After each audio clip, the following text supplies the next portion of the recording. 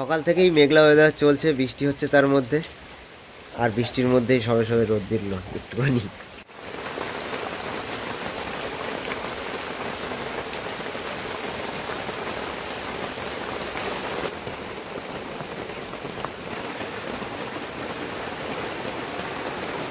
নমস্কার বন্ধুরা, সবাইকে স্বাগত জানাই সুন্দরবন কিচেনের আরও একটা নতুন ভিডিওতে। সকাল থেকে মেঘলা মেঘলা ওয়েদার, আর তার সঙ্গে মাঝে মাঝে ঝুমঝম করে বৃষ্টি হচ্ছে, ভালোই বৃষ্টি হচ্ছে। আবার কিছুক্ষণ বাদে একটু থেমে যাচ্ছে, আবার আসছে, এই হচ্ছে কিন্তু সকাল দিয়ে। এই রান্নাঘরের দিকে যে আসবো সেই রকম ফাঁকাই পাচ্ছি না। তো এখন একটু একটু মানে থেমেছে বৃষ্টি, সেই ফাঁকে চলে এসেছি রান্নাঘরে। আজকে একটু মাংস খাওয়া হবে, মাংস রান্না বান্না হবে, হাঁসের মাংস রান্না হবে। তা বন্ধুরা অনেকে বলে কি যে হাঁসের মাংস খেলে নাকি গরম লাগে, তা আমরা অতটা বুঝতে পারি না, খেয়ালটা জানি না, কিন্তু একটু ঠান্ডা ঠান্ডা পড়লে মাংসটা খেতে একটু বেশি ভালো লাগে। ওই জন্য বৃষ্টি বৃষ্টি ওয়েদার, ঠান্ডা ঠান্ডাও আছে অন্যান্য দিনের থেকে, আজকেই খাওয়া হোক।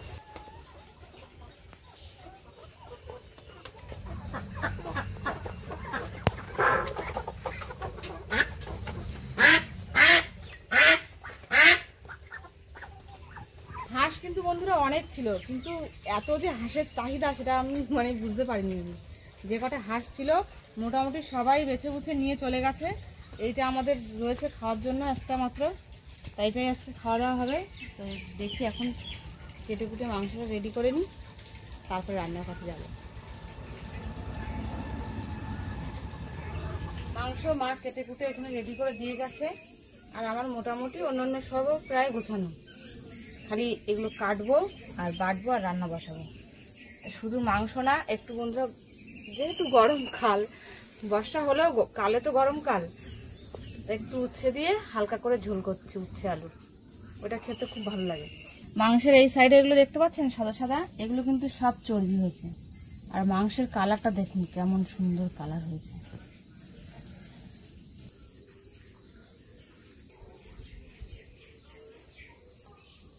মেঘ যখন তখন মেঘ, বৃষ্টি যখন তখন বৃষ্টি, আবার মেঘ ভেঙে রোদ উঠেছে দেখুন এই বরাবর। কাটাকুটি সব হয়ে গেছে, এইবার বাটনা বাটার পালা। সবার ফার্স্ট একটু জিরে বেটে নিই, যেহেতু আমার উচ্ছে ঝোলেও লাগবে ওই জন্য একবারে জিরেটা বেটে নিচ্ছি।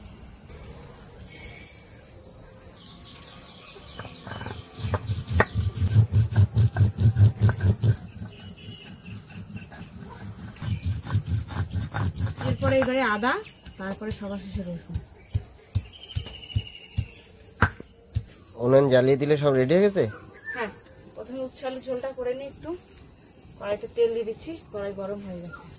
এইটুকু তেলেই হয়ে যাবে রান্না, বেশি দিলাম না। রান্না মানে মাংস রান্না, উচ্ছে আলু ঝোল, মাংস ওইটুকু তেল হয়ে যাবে। হ্যাঁ মাংসের তেল হয়ে যাবে প্রচন্ড পরিমাণে। উচ্ছে তরকারিতে তো মানে উচ্ছে আর তিতো জাতীয় তরকারিতে তো কেউ লঙ্কা দেয় না, তা আমি এটা এমনি শুকনো লঙ্কা দিচ্ছি। তেল গরম হয়ে গেছে অলরেডি, একটুখানি গোটা জিরে ফোড়ন দিয়ে দিলাম, আর একটা শুকনো লঙ্কা দিয়ে দিচ্ছি ভেঙে। ব্যাস, এবার কেটে রাখা উচ্ছে আলু দিয়ে দেবো।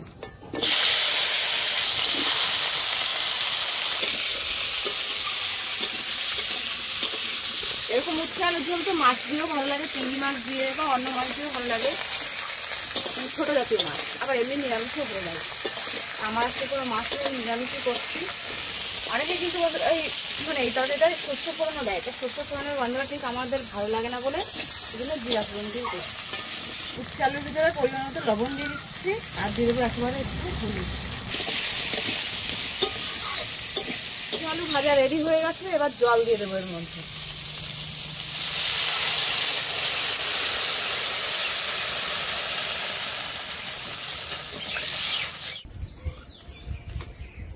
এই উচ্ছে আলু ঝোলের মধ্যে একটুখানি জিরে বাটা দিয়ে দেবো।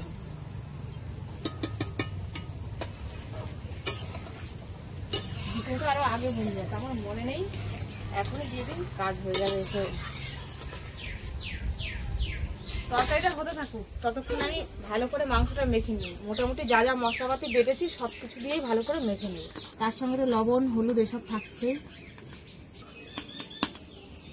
লবণ হলুদ দেওয়া হয়ে গেল, এবার লঙ্কার গুঁড়ো দিই। এই লঙ্কার গুঁড়োটা খুব ঝাল, একটু বুঝে শুনে দিতে হবে। আদা জিরে বাটা দিয়ে দিলাম।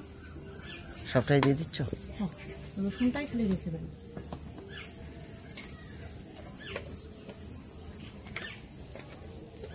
টমেটো কুচি করেছি সেটাও দিয়ে দেবো। আর বন্ধুরা আমাদের পেঁয়াজ নেই মানে আমরা হাঁসের মাংস পেঁয়াজ খাই না। ছোটবেলা থেকে দেখেছি মা ঠাকুমাদের এইভাবে রান্না করতে, খেতে খুবই দারুণ লাগে। বেশ খানিকটা কাঁচা সর্ষের তেল দিয়ে মেখে নেব।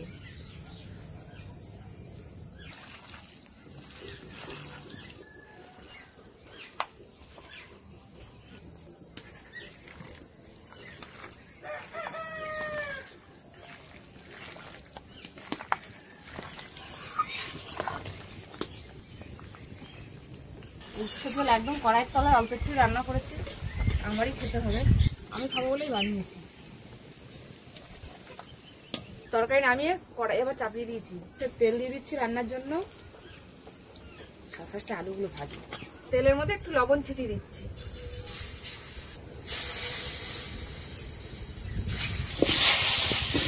নুন তো আগেই দিয়ে দিয়েছি, এবার একটু হলুদ দিয়ে দিচ্ছি।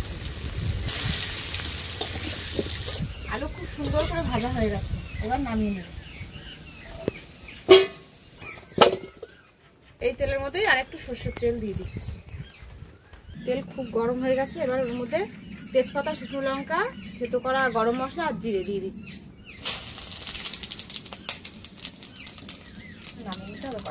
বিশাল হিট হয়ে গেছে। নিচে বসে রসুন কুচি দিয়ে দিচ্ছি এর মধ্যে।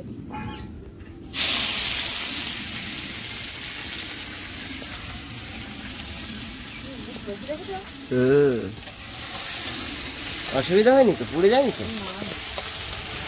রসুন ভাজা হয়ে গেছে, এর মধ্যে এবার মেখে রাখা মাংস দিয়ে দিচ্ছি।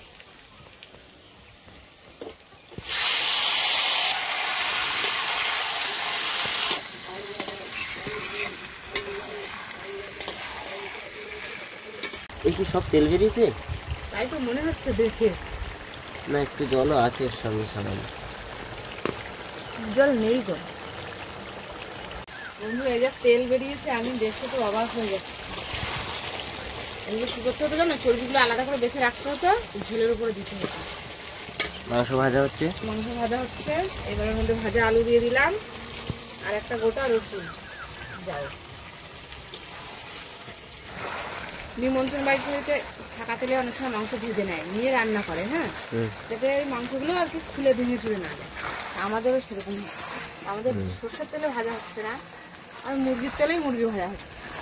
মুরগি না, হাঁস। হাঁসের তেলে মানে যার তেল তা দিয়েই ভাজা হচ্ছে। আর বেশি ভেজে লাভ নেই, এবার জল দিয়ে দিই।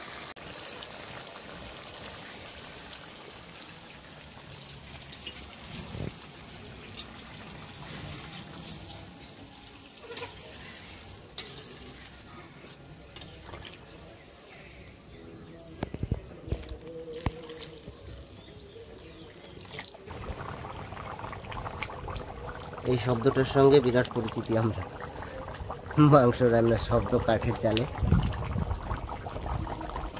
গ্যাসে রান্না করলেও হবে, সেই বড় ওভেন যেগুলো হয় না, ধরে জ্বলবে একদম।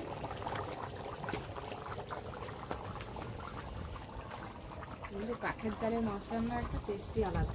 মাংস তো বেশ অনেকক্ষণ ধরে টকবক করে ফুটছে, এই পর্যায়ে এসে আমরা একটু ধনে গুঁড়ো দেবো।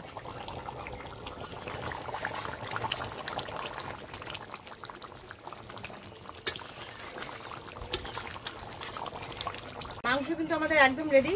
সবার লাস্টে আমরা গরম মশলার গুঁড়ো দিয়ে নামিয়ে নেব।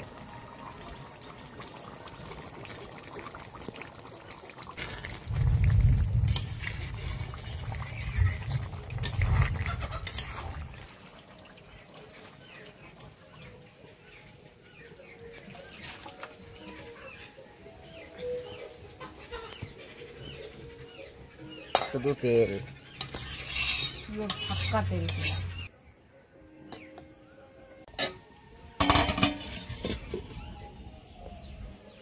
হয়ে গেল, চলো দুপুরে খাওয়া দাওয়া সেরে নাও এবার। তাহলে হাঁসের মাংস কিন্তু এরকম বাঁচা যায় না, আমি সব দিচ্ছি তোমার। তাহলে দু একটা আলু তো প্রবলেম ছিল, সব আলু সিদ্ধ হয়নি, একটা না দুটো।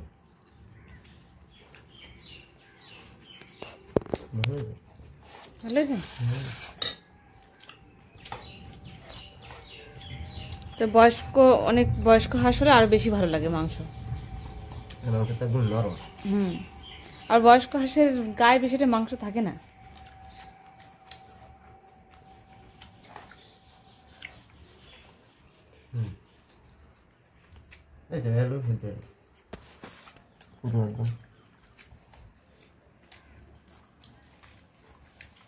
ও তাহলে দুটো একটা আলুতে ডিস্টার্ব ছিল, সেই আর ওগুলো সেদ্ধ হয়নি। অনেক সময়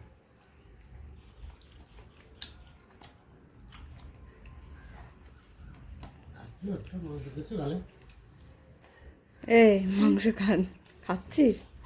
শুধু মাংস খাবো, কিন্তু খাওয়ার বেলায় পিসের বেশি টেনশনে একদিনও যায় না।